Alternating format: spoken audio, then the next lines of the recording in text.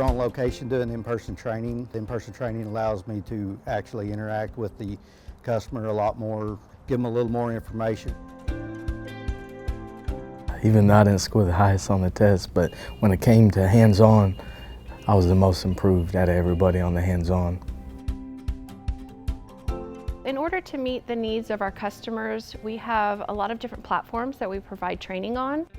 We have remote services where we come to your location and use your equipment, your tooling, and provide training to your crew at your site.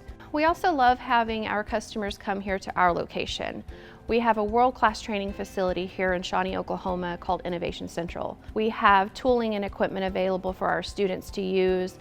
You also get the benefit of touring our facility and seeing the process of production as well. Day one, we had class. Towards the end of the day, we did hands-on instruction.